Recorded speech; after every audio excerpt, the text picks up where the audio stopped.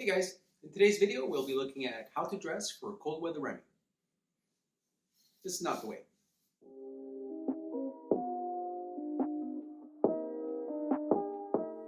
Hey guys, my name is Frank. Welcome to the channel. So in today's video I wanted to give you guys a bit of a review or maybe show you some of the items that I'm using when it comes to cold weather running.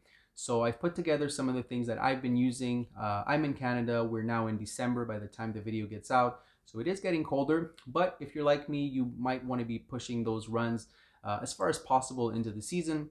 So for that reason, I'll just show you some of the things that I like to go for in order to still enjoy my runs even in December. So hopefully you guys will enjoy this, and the items that I'm looking at are not necessarily the most expensive. So it also goes to show that you don't necessarily have to break the bank to still be able to enjoy those runs. So here we go. So the first thing I like to do before heading for a run is also one of the most obvious, and that's checking my weather app. I prefer going with a weather app that shows you what the weather actually feels like. So like in this example, even though it's indicating -3, it actually feels like -7 outside.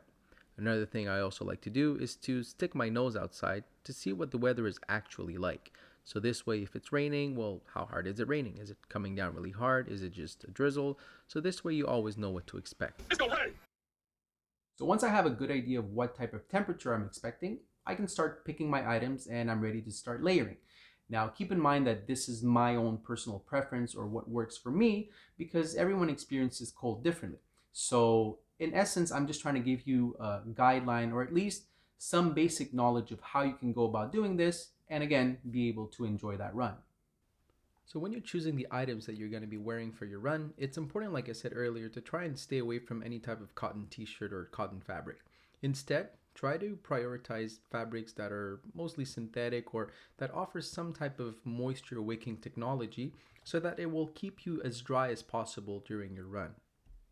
Now keep in mind most companies will offer their own technology which they all claim is the best out there. You have Under Armour with their cold gear lineup, you have Nike's Dry Fit, Adidas Aero Ready, but really there's a ton of options out there. I simply went with the most mainstream ones that are very easy to find in most stores. And keep in mind that the examples that you're looking at in this video are all $100 or less, and some of these I was even able to find at 50% off. So these are all pretty much affordable options that you can go for. Now, mind you, there's definitely more premium options out there, but you have to keep in mind that when I started buying these items, I had only been running for maybe 6 to 8 months and didn't really have any experience when it came to cold weather running. So I pretty much played it safe and went with the brands or the technologies that I was familiar with or that I had already heard about. Now, one of these premium options is merino wool. It is a little bit pricier, but it's definitely something that is worth the investment because merino wool is very well known for all of its amazing properties when it comes to managing your body temperature. Going back to the idea that we want to avoid overheating, going with a warm winter jacket is obviously something you want to avoid, so you want to instead try to layer your items. I prefer starting with either a long or short sleeve, very thin base layer, but I always make sure that it's very breathable and lightweight. In this example, I'm just using a basic Under Armour heat gear t-shirt, so you can see that it's very breathable, stretchy, and just basically a very comfortable base layer. So once I've selected my base layer, I am now ready to move on to my mid layer. Now the mid layer is what will be providing me with most of my warmth during the run. Now I just want to point out here that this mid layer also serves as a base layer whenever it's really cold outside. So this just goes to show that there's no set rule when it comes to how you layer your stuff. The shirt I'm using in this example is from Under Armour and it's part of their cold gear line. And it has these little dots that are supposed to create these air pockets in between them to sort of trap the heat in. So it does a decent job at keeping me warm, but again, it could serve both as a base or mid layer.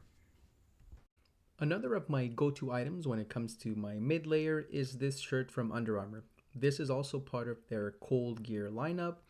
I really enjoy this reflective detailing on the back, and the fact that this is a really bright color makes me very visible when I'm running in the winter. I also enjoyed the little detailing on the inside of the sleeves that makes it a lot more breathable. And even though it's on the thicker side, it's still very flexible and stretchy. Although it's not wind resistant, this fleece-like material helps keep me warm, and these little strings allow me to slide my thumbs in if I want to tuck my hands inside the sleeves. So we've done the base layer, we've done the mid layer, we can now move on to the outer shell, or essentially whatever will shield you from the elements. In this example, I am using a basic Nike windbreaker. Some of its details include this reflective material on the lower back, and it also has the same reflective material on the front swoosh.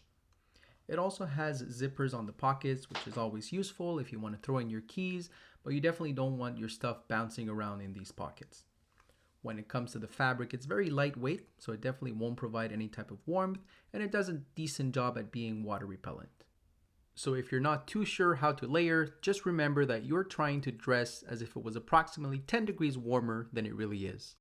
So when it comes to your extremities, keep in mind your body's going to be focusing on warming your vital organs. So your fingertips, your toes, your nose are not going to be prioritized. So it's important to have, for example, the proper pair of gloves. I personally chose to go with a very lightweight, basic type of glove. As long as it shields me from the wind, I'm okay. I don't tend to freeze that much when it comes to my fingers. So really, once you get moving, obviously it helps a lot, but at least for those first few minutes, a good pair of gloves will definitely help you out.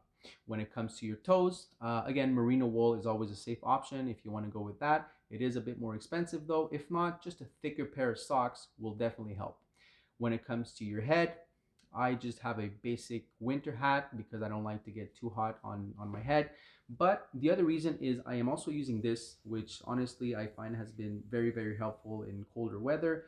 The good thing about this, actually, there's a few things, but first of all, because of the way it's shaped, if you see here, it actually goes all the way down and covers your neck entirely. So it also serves as a neck warmer as well.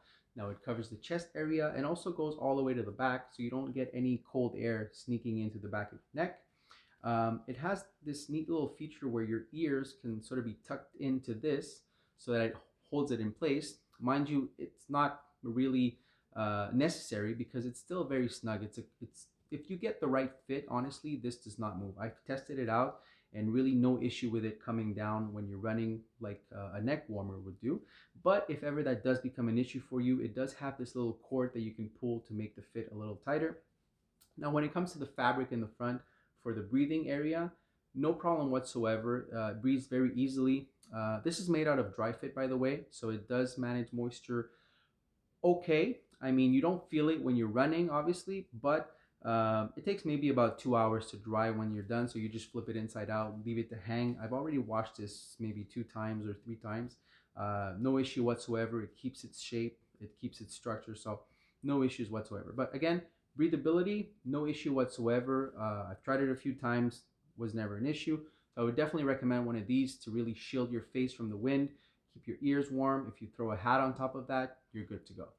So there you have it, guys. Those were my go-to items when it comes to cold weather running.